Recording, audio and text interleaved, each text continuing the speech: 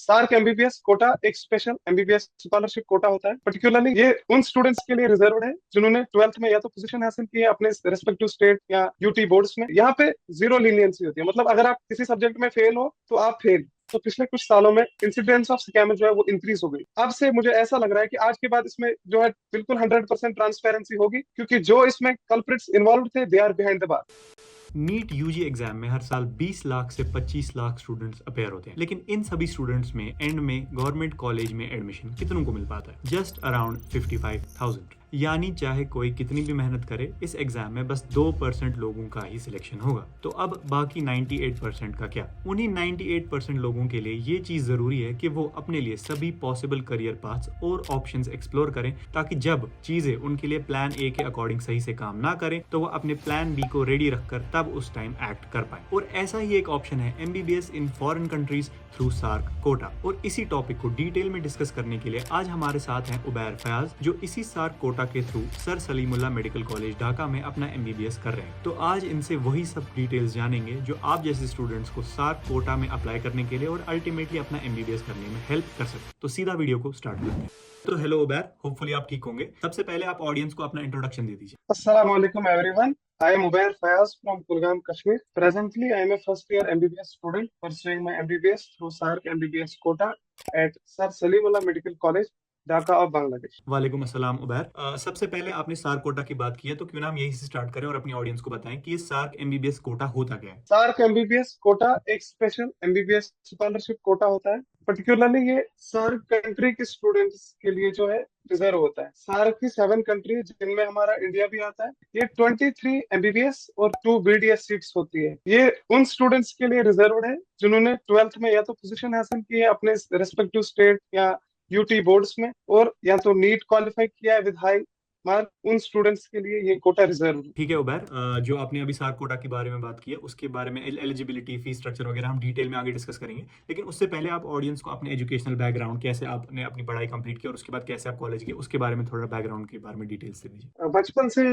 मेरा शौक था कि मेडिकल स्ट्रीम में आऊँ। मेडिकल स्ट्रीम में पर्टिकुलरली हेल्थ साइंसेस मुझे उस पे अच्छा होल्ड था। After my completion of 12th class I first got into BSc in radiology from government medical college Jammu, जहाँ पे मुझे लगा कि मुझे जो है अपनी जो नॉलेज है ये मुझे क्लिनिकल एक्सपीरियंस में चाहिए, यानी कि मुझे अपनी नॉलेज प्रैक्टिकल में जो है अपनी डेवलप करनी थी। उसकी वजह से मुझे जो है पैशन मेडिसिन में आने लगा। Then I applied for SAARC MBBS scholarship program and I got selected for in session 2023 एंड currently I am here in Sir Salimullah Medical College Dhaka where I am pursuing my first year of MBBS. अब यहाँ पर एक छोटा सा pause लेते हुए उन स्टूडेंट्स को जो कि अभी अपना एमबीबीएस फर्स्ट ईयर पढ़ रहे हैं या फिर कुछ टाइम बाद अपना एमबीबीएस फर्स्ट ईयर ज्वाइन करने वाले हैं, उनके लिए एक एमबीबीएस की सब्सक्रिप्शन के बारे में बताना चाहता हूँ। मी पर्सनली जब मैं अपने फर्स्ट ईयर एमबीबीएस में था, मैंने साल के फर्स्ट हाफ में तो कोई भी सब्सक्रिप्शन नहीं लिया था, लेकिन साल के एंड तक आते आते मैंने अपने लिए पीडब्ल्यू मेडेड का फर्स्ट ईयर का सब्सक्रिप्शन लिया था और साथ में उसके कई सारे वीडियोस देखे थे। और जब मैं अभी अपने सेकंड ईयर एमबीबीएस के फाइनल एग्जाम की तरफ हूँ, तब भी मैंने पूरे साल पीडब्ल्यू मेडेड का सेकंड ईयर का सब्सक्रिप्शन लिया था और पूरे साल इसी से पढ़ाई की थी और अभी भी एग्जाम्स के लिए इसी से पढ़ रहा हूँ। अब बैच आपको अपनी प्रिपरेशन के लिए लेना है या नहीं लेना, ये तो आपकी अपनी चॉइस है। लेकिन अगर मुझे आपको कोई बैच रिकमेंड करना होगा तो ऑब्वियस है, क्योंकि मैंने खुद अपनी पढ़ाई पीडब्ल्यू मेडेड के फर्स्ट ईयर के सब्सक्रिप्शन से की थी, मैं आपके लिए भी यही रिकमेंड करूंगा। और क्योंकि पीडब्ल्यू मेडेड ने ही इस वीडियो को स्पॉन्सर भी किया है, मैं आपको इनके फर्स्ट ईयर के प्रारंभ बैच के बारे में बताना चाहता हूँ, जो आपको इनकी फर्स्ट ईयर सब्सक्रिप्शन के साथ ही मिलेगा। इसमें आपको मिलेंगे live as well as recorded classes, test series और question bank with 2500 plus questions, फर्रे सीरीज जिससे आपकी एग्जाम के लिए लास्ट मिनट प्रिपरेशन भी हो जाएगी, और 2 एक्सट्रीमली इनोवेटिव फीचर्स। एक तो मेडवर्स 3D लाइब्रेरी, जिसमें सब्जेक्ट की बेटर अंडरस्टैंडिंग के लिए आपको 3D मॉडल लेक्चर्स मिलेंगे। जैसे फॉर एग्जांपल आपको 3D इमेजेस दिखाई जाएंगी जिन्हें आप विजुअलाइज कर सकते हैं, मूव कर सकते हैं और अपने कंसेप्ट को डीपली समझ सकते हैं। और साथ में AI गुरु, जिसमें आपको 24/7 डाउट सपोर्ट मिलेगा, जिसमें आप रॉबिन्स, ग्रेज एनाटमी जैसे स्टैंडर्ड बुक्स के सोल्यूशंस अपने लिए ढूंढ सकते हैं। और ये सब आपको मिलेगा at just ₹4999 instead of the regular 10,000। तो अगर आप इंटरेस्टेड है आप इसे चेकआउट कर सकते हैं और मेरा कोड निहायत यूज भी कर सकते हैं, आपको एडिशनल 5% डिस्काउंट भी मिल जाएगा। लिंक नीचे डिस्क्रिप्शन में दिया हुआ है, जाके चेक करो। हम बाकी वीडियो पे वापस आते हैं। एलिजिबिलिटी की बात आपने की। एलिजिबिलिटी इसकी स्टार्ट होती है from class 10, 12th and NEET. अगर हम क्लास 10th की बात करें, एक स्टूडेंट के मार्क्स 450 से ऊपर होने चाहिए ओवरऑल में, और बायोलॉजी में 100 मार्क होने चाहिए। 12th की अगर हम बात करें, ओवरऑल 490 होने चाहिए, और बायोलॉजी में 98 to 100 मार्क्स होने चाहिए। Biology is the first subject जिसको कि कंसिडरेशन में लाया जाता है while preparing a list for SAARC quota. NEET में स्टूडेंट क्वालिफाई होना चाहिए, but to maximize his chances he or she has to score above 500. Once the student has scored above 500, she can maximize the chances himself or herself in the SARC MBBS quota list. ठीक है उबैर, जैसा कि आपने पूरा eligibility criteria समझा दिया, तो इसी क्राइटेरिया के अकॉर्डिंग आपके 10th क्लास में कितने मार्क्स थे और बायोलॉजी सब्जेक्ट में कितने थे, 12th क्लास में और 12th के बायोलॉजी सब्जेक्ट में कितने थे, और नीट में आपने क्या स्कोर किया? क्लास 10th में मेरे मार्क्स थे 453, जिसमें मेरे बायोलॉजी के 100 मार्क्स थे, और 12th में मेरे मार्क्स थे 493, जिसमें बायोलॉजी में मेरे थे 98 मार्क्स। नीट में मेरे नीट 2022 में 533 पॉइंट्स थे, एंड आई अप्लाइड इन 2023 में मैं अप्लाई करता हूँ। 2024 में इसका सिलेक्शन लिस्ट आता है, एंड आई गॉट सिलेक्टेड। ठीक है, कॉन्ग्रेचुलेशन फॉर योर सिलेक्शन सबसे पहले तो उबैर। लेकिन अगर टाइम में पीछे जाएं तो आप हमें बताइए कि आपको इस सार्क कोटा के बारे में सबसे पहले पता कैसे चला? सार्क कोटा के बारे में मुझे पता चला, एक्चुअली आई वांट टू पे gratitude to my nearest coaching center of district Kulgam, that is Sublime Coaching Institute Kulgam. I would like to mention staff members Mr. Fayaz Ahmed Halla, Mr. Javed Ahmed Loan, Mr. Sajad Ahmed Butt and Mr. Zuhur Ahmed Wani. वो एक ऐसा institute है district Kulgam में जहां academics के साथ साथ इन opportunities से भी स्टूडेंट को वाकिफ किया जाता है कि अगर आपका नीट प्राइमरी गोल है, नीट के वर्क्स कौन से ऐसे आपके पास अपॉर्चुनिटीज है जिनमें आप अपने ड्रीम्स जो है परसीव कर सकते हो। And Sublime, I want to thank the faculty of Sublime जिन्होंने मेरा कैरियर शेप किया। That is why I am here today. तो अब जब हमने सार्क कोटा के बारे में बात की, जैसा कि आपने बताया एलिजिबिलिटी क्राइटेरिया, तो हम सार्क के बारे में समझ गए। अब अगर कोई स्टूडेंट सार्क के लिए एलिजिबल है तो फिर उसको क्या करने की ज़रूरत है कि वो सार्क के लिए अप्लाई कर सके, और क्या प्रोसीजर रहता है जनरल, और उसके बाद क्या फीचर्स है इस पूरे कोटा के और इसके प्रोसीजर के बारे में? सार्क का प्रोसीजर स्टार्ट होता है क्लास 10 से। एक स्टूडेंट को जो है सीरियस रहना चाहिए फ्रॉम क्लास 10, क्योंकि इसका सिलेक्शन प्रोसेस 10th क्लास के मार्कशीट से स्टार्ट होता है। अगर एक स्टूडेंट अपने जो है गोल्स मेडिसिन में परस्यू करना चाहता है, इस प्राइम जो मोटो है वो होना चाहिए नीट, क्योंकि SAARC has got highly competitive, it is highly competitive scholarship, because in India it is only 24 seats available for whole Indian students, so competition is intense. पहला गोल नीट होना चाहिए। सेकंड, अगर एक स्टूडेंट ने, जो मैंने eligibility mention की, अगर एक स्टूडेंट सारी एलिजिबिलिटी मीट कर रहा है, उसके बाद उसको अपना नीट जो है नीट देना पड़ेगा। पहले उसको नीट के स्कोर की तरफ ध्यान देना है। पहला मेरा नीट का स्कोर उतना रहना चाहिए जितना एक गवर्नमेंट मेडिकल कॉलेज में कट ऑफ होता है।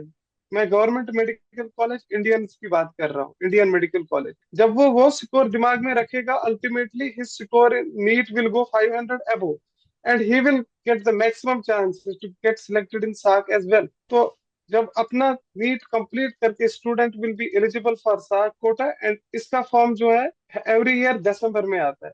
दिसंबर में वो फॉर्म अप्लाई करेगा, 3 महीने इसका सिलेक्शन लिस्ट का प्रोसेस चलता है, and in April or May every year selection list comes and student can fulfill his dreams in medicine free of cost. तो जैसा कि आपने बताया कि कॉस्ट के बारे में आपने बताया, तो फॉर्म फिलिंग अगर टोटली फ्री ऑफ कॉस्ट है, उसके बाद अगर मान लेते हैं किसी स्टूडेंट का सार्क में एडमिशन हो जाता है, तो वहाँ जाने के बाद उसके क्या क्या कॉस्ट आएंगे, पूरे एमबीबीएस के दौरान फीस स्ट्रक्चर क्या होगा, और क्या क्या एक्सपेंडिचर है जो इसमें लगते हैं, और क्या कोई ऐसी थर्ड पार्टी है जिसके साथ आपको इस बारे में बात करनी है टू गेट इनटू सार्क, क्या ऐसी चीज़ें हैं, कोई ऐसी फंडिंग वगैरह, ये सारी चीज़ें तो नहीं है, या कोई डोनेशन का सिस्टम क्या है, ओवरऑल एलिजिबिलिटी और फीस? जो मेन बात इसमें मैं करना चाहता हूँ वो है कि फीस के बारे में। Most of the students get confused about the fees of SAARC MBBS quota. अगर मैं अपने कॉलेज की बात करूं, I am studying in sir Salimullah which is a government medical college in Bangladesh. Government medical college in Bangladesh has got, आपको 5 साल में यहाँ टोटल 50,000 टका जो है फी पे करना पड़ेगा। 50,000 taka is 35,000 Indian rupees, which is near about free. As compare to private medical college. एक प्राइवेट मेडिकल कॉलेज जहाँ आपको 50 lakhs ऑन एन एवरेज लगते हैं, उसी के बरक्स आपको एक गवर्नमेंट मेडिकल कॉलेज सारकोटा के अंदर बांग्लादेश में, वहां आपको ओनली 35,000 रुपीज अपने 5 साल के कैरियर में जो है पे करना। This is fee. Number two, अगर एक स्टूडेंट आप सिलेक्ट हो गया है, उसके बाद उसको अपने जो है वीजा प्रोसेस के लिए अप्लाई करना पड़ेगा। जिसके थ्रू वो वीजा अप्लाई करना चाहे उसको वो एटलीस्ट 5,000 रुपीज चार्ज करेगा। And after visa student will get into the college, जहाँ पे उसको थोड़ी सी एडमिशन फॉर्मेलिटीज पूरी करनी है। इन टिपिकली मैं अपने कॉलेज की बात करूंगा, मेरे कॉलेज का एडमिशन फीस 7,000 तक का था, जो कि इंटरेस्ट सिर्फ वो 5,000 पे करने। After the completion of this whole documentation, student will start officially the journey of his MBBS course. तो जैसा कि हमने फीस स्ट्रक्चर के बारे में बात की, अब इसके अलावा आपने इससे पहले भी बोला कि एक स्टूडेंट को 10th क्लास से मेडिकल के लिए प्रिपेयर करना चाहिए, अपने मार्क्स हाई रखने चाहिए और फिर उसके बाद 12th के साथ साथ अपना मेन फोकस नीट पे रखना चाहिए। इसके अलावा अगर कोई स्टूडेंट नीट पे फोकस तो करेगा ही, लेकिन साथ में अगर सोचता है कि प्लान बी मुझे सार्क भी रखना है, तो अर्लियर क्लासेस से इन चीज़ों के अलावा क्या कोई ऐसी चीज़ है जिस पे उसको फोकस करना चाहिए, अपना ध्यान किसी चीज़ की तरफ रखना चाहिए, ताकि वो इंश्योर करे कि सार्क में उसका सिलेक्शन हो पाए? पहले मैं फिर से, जो हमारे व्यूवर्स देख रहे हैं उनको मैं फिर से अवेयर करना चाहता हूँ, सार्क जो है आपका प्राइम फोकस नहीं होना चाहिए, क्योंकि इसमें कंपटीशन बहुत इंटेंस है। एंड सेकंड, एक स्टूडेंट को कैसे ये है कि वो इंश्योर करेगा अपनी सिलेक्शन। 10th से जो है, 10th टू 12th आपको जो है अपना बोर्ड और एंट्रेंस जो है बैलेंस करना पड़ेगा। I will again say thanks to my native coaching centre Sublime coaching institute. वहां पे हमें ये बोला जाता था, पहले बोर्ड्स उसके बाद एंट्रेंस, पहले बोर्ड्स उसके बाद एंट्रेंस। जब इंसान बोर्ड प्रेपरेशन को बैलेंस करेगा, सीरियसली लेगा, only then he can achieve good marks. Especially अगर हम बायो की बात करें, वहाँ थ्योरी बहुत ज्यादा होती है। So when you are focused on your board exams first, you can excel in your board exams by perceiving high marks, and then it is easy for you, क्योंकि अगर आपके बोर्ड्स के कंसेप्ट अच्छे होंगे, it will be easier for you to crack the NEET as well. And if you miss the chance of getting selected in NEET, especially अगर हम open merit students की बात करें, Government of India has put a disastrous change in the reservation policy, particularly J&K में अगर हम बात करें, only 30% of MBBS school seats are reserved for open merit students. So they have to look for these opportunities. These opportunities can be only achieved जब वो boards और entrance के syllabus को जो है balance करे। Once they get balanced, उनके पास SAARC MBBS Kota और भी बहुत सारे scholarships है, जिनसे वो जो है मुखातिब हो सकते हैं और अपना कैरियर जो है अपने रेस्पेक्टिव ब्रांच में परस्यू कर सकते हैं। ठीक है उबैर। अब जैसा कि आपने बोला कि आप sir Salimullah medical college Dhaka से अपना एमबीबीएस कर रहे हैं, जो कि एक गवर्नमेंट मेडिकल कॉलेज है बांग्लादेश में। ये कॉलेज सार्क के थ्रू आपको अलॉट हुआ है। अब जैसा कि आपने बोला कि फीस में तो ट्रिमेंडस डिफरेंस है बांग्लादेश के प्राइवेट कॉलेजेस में या कहीं के भी प्राइवेट कॉलेजेस में और आपके गवर्नमेंट कॉलेज में जो सार्क से अलॉट हुआ है। इसके अलावा आपके इंफ्रास्ट्रक्चर में, कॉलेज की स्टडी की क्वालिटी में और साथ में पोस्टिंग्स, क्लिनिकल एक्सपोजर में भी आपके कॉलेज में क्या डिफरेंसेस है compare to a private medical college? There is 100% difference between a private medical college and a government medical college. Government medical college में जो कॉस्ट आता है वो सब सार्क एमबीबीएस कोटा के अंडर कवर होते हैं। पर्टिकुलरली मैं बांग्लादेश की बात कर रहा हूँ। फर्स्ट इज फी। फी तो आपको मैंने बोल दिया। अपार्ट, अगर हम एक कंपैरिजन करें between a government and private medical college in Bangladesh, in government college you are pursuing free MBBS degree as compare to private. Second, government medical college are run by the government. तो जो एक affiliate, जो इन जिनकी affiliation एक government university से होती है, यहाँ पे जीरो लीनियंसी होती है। मतलब अगर आप किसी सब्जेक्ट में फेल हो तो आप fail, no one will get you the clearance done. अगर आपका यहाँ पे जो है गवर्नमेंट मेडिकल कॉलेज में हेक्टिक शेड्यूल होता है, सपोज मैं अपनी बात करूं, यहाँ पे पहले आइटम्स लेते हैं, आइटम के बाद कार्ड लेते हैं, कार्ड के बाद टर्म लेते हैं, टर्म के बाद प्रॉफ लेते हैं। You have got this 3 exams first to cover before your professional exam. तो यही अगर हम बात करें प्राइवेट मेडिकल कॉलेज की, अगर आप प्राइवेट मेडिकल कॉलेज की बात करें, अगर इन केस प्राइवेट में आपकी टर्म क्लियर नहीं हो पाती है, there is favouritism because you are paying them फी।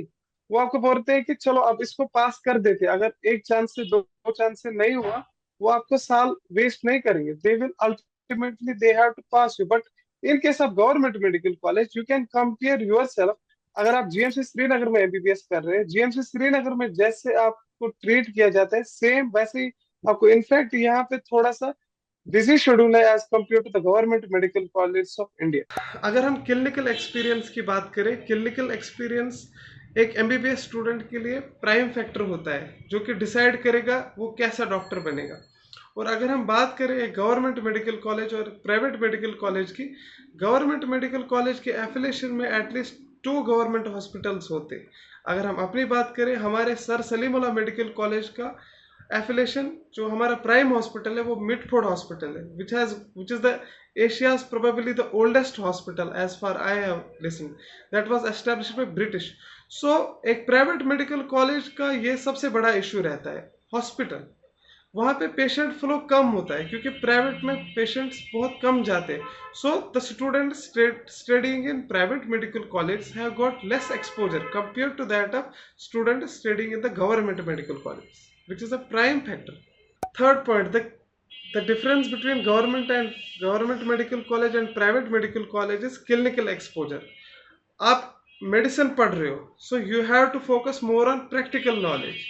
एक गवर्नमेंट मेडिकल कॉलेज के एफिलिएशन में एटलीस्ट 4 गवर्नमेंट हॉस्पिटल्स होते हैं। पर्टिकुलरली अगर मैं अपनी बात करूं, sir Salimullah medical college has got Mitford hospital and affiliated 3 government medical college.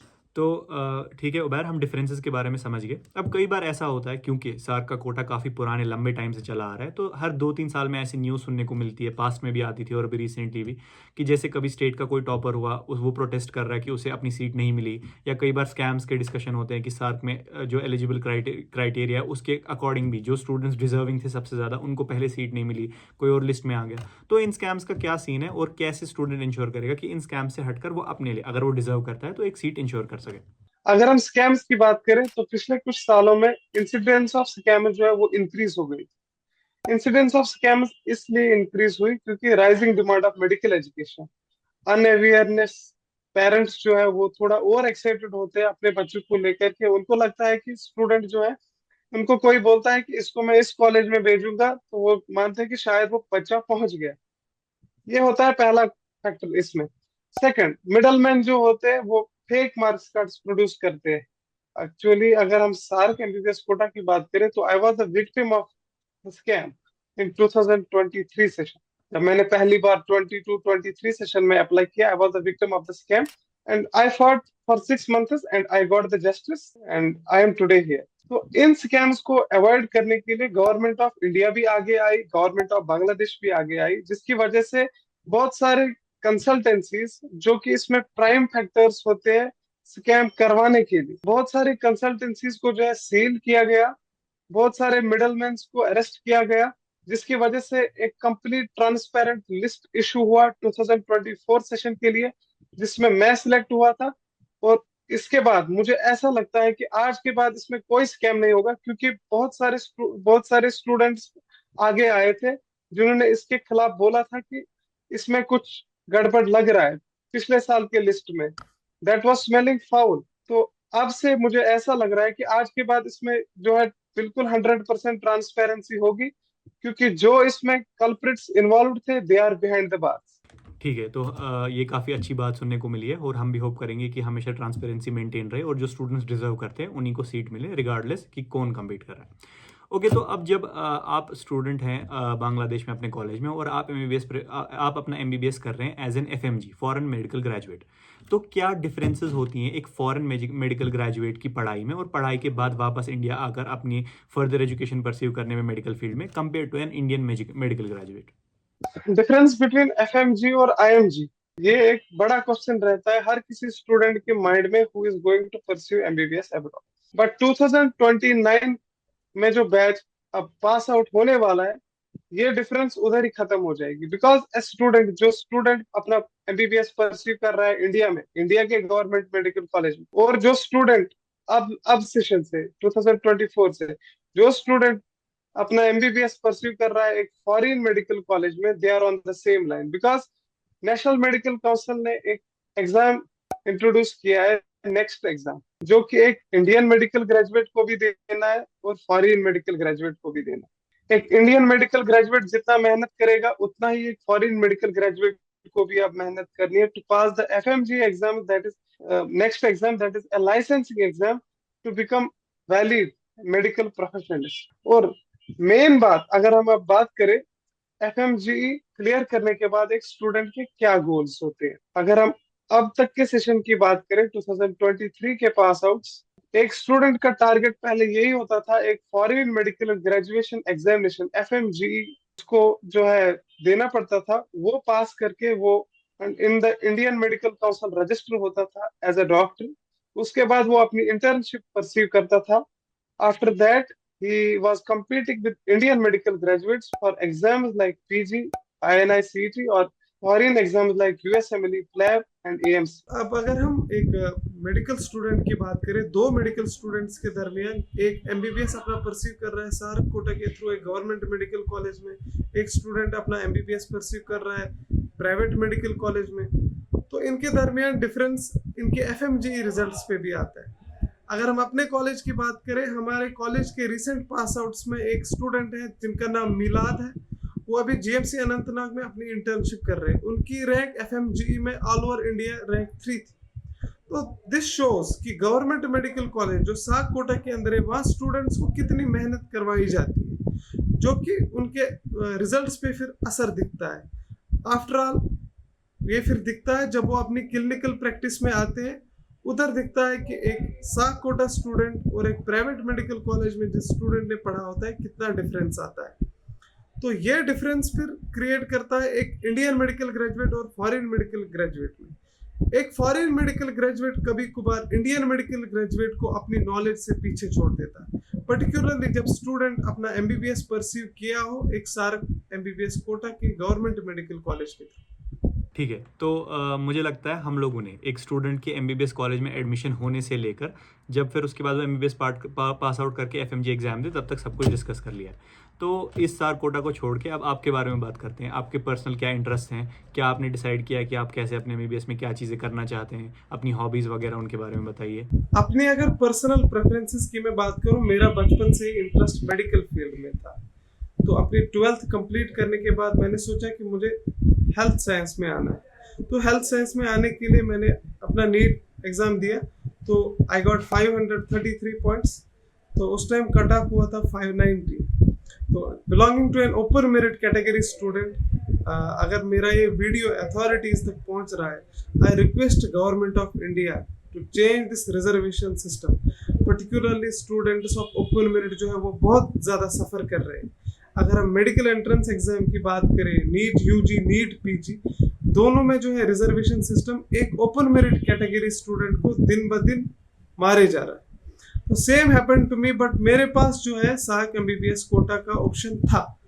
तो that is why I didn't give my second attempt in NEET. I appeared in NEET 2022 and then simultaneously in 2023 I applied for SARC program and got selected. Before that I had pursued my 1 year in BSc radiology at Government Medical College Jammu, जहाँ पे मुझे लगा कि मुझे जो है अपना ये जो मैंने नॉलेज गेन की थी वहाँ पे मुझे इंटरेस्ट डेवलप हुआ मेडिसिन। तो उधर ही मैंने अप्लाई किया साग कोटा में, and I am enough fortunate to get selected in this program. मेरा इंटरेस्ट डायग्नोस्टिक टेक्नोलॉजीज में है, पर्टिकुलरली जो मेडिकल साइंस में रिसेंटली न्यू टेक्नोलॉजीज आती है, आर्टिफिशियल इंटेलिजेंस, उनमें मेरा इंटरेस्ट रहता है। मैं उन पे रिसर्च करता रहता हूँ, चेक करता रहता हूँ कि कौन सी टेक्नोलॉजी नई आई है जो कि मेडिकल फील्ड में कंट्रीब्यूट कर रही है। तो फ्यूचर गोल्स की अगर हम बात करें, फ्यूचर गोल्स में जैसे मैंने अपना जो है पहले ही आफ्टर क्वालिफाइंग में 12th मैंने अपना कैरियर परस्यू करना स्टार्ट किया था रेडियोलॉजी में। So I am interested in technology. तो मेडिकल टेक्नोलॉजी जो कि अभी चेंज कर रही है ड्रास्टिकली मेडिकल साइंस को, उसमें मेरा इंटरेस्ट अच्छा है, and I love helping people and pursuing my career in medicine resonates me so that I can help people at higher level. ठीक है उबैर, हम होप करते हैं कि आप अपने ड्रीम्स को जितनी जल्दी हो सके उतना अच्छे से परस्यू करें, और जो आपको लोगों को हेल्प करने का पर्पस और मोटिव मिलता है उसे आप अच्छे से फुलफिल कर पाएं। अब हम चाहते हैं कि आप ऑडियंस को कंक्लूड करते हुए कुछ भी बताएं जो आपको लगता है जिससे इस वीडियो को कंक्लूड करना चाहिए। मैं अपने ऑडियंस को ये बताना चाहता हूँ इन कंक्लूजन, मेरी जो जर्नी रही है from GMC Jammu to pursuing my MBBS in sir Salimullah, ये एक एक्साइटिंग जर्नी रही है। मेरे कैरियर में जो है जीएमसी जम्मू का बहुत बड़ा इम्पैक्ट है, जिसने मुझे एक्चुअल मेडिसिन की जो इंटरेस्ट है दिमाग में डाली। हर स्टूडेंट्स जिन्होंने अब ऊपर जो मैंने एलिजिबिलिटी क्राइटेरिया बताया, अगर वो स्टूडेंट्स एलिजिबिलिटी क्राइटेरिया मीट कर रहे हैं, अगर वो स्टूडेंट्स चाहते हैं कि हम अपना जो है कैरियर सार्क एमबीबीएस कोटा के थ्रू एक गवर्नमेंट मेडिकल कॉलेज जो बांग्लादेश में है उसमें परस्यू करना चाहे, तो उनके लिए मेरी पहली सलाह ये होगी कि अपना जो है प्राइम फोकस पहले नीट यूजी पे रखना है।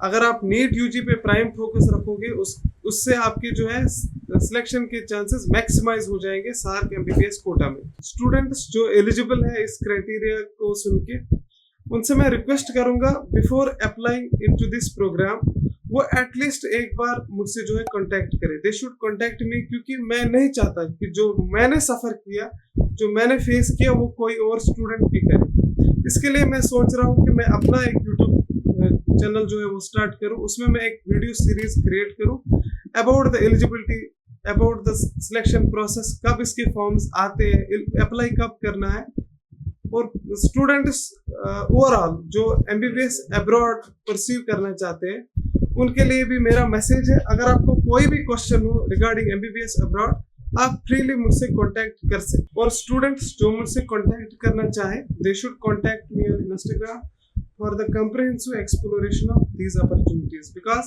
सार्क एमबीबीएस कोटा आपको एक वास्ट अपॉर्चुनिटी देता है अपना प्रोफेशनल कैरियर परस्यू करने में। अगर आपका इंटरेस्ट मेडिकल साइंस में है, मेडिसिन में है, फ्री ऑफ कॉस्ट आप अपना एमबीबीएस परस्यू कर सकते हो and you can compete with an Indian medical graduate. तो उबैर काफ़ी ज़्यादा नोबल काम कर रहे हैं यहाँ पर ये बोलकर कि उनका खुद का सिलेक्शन होने के बाद भी जो भी स्टूडेंट्स हैं जिनको कोई भी डाउट होगा या कोई प्रॉब्लम आएगी, वो उनको खुद अपनी तरफ से हेल्प करेंगे सेल्फलेसली।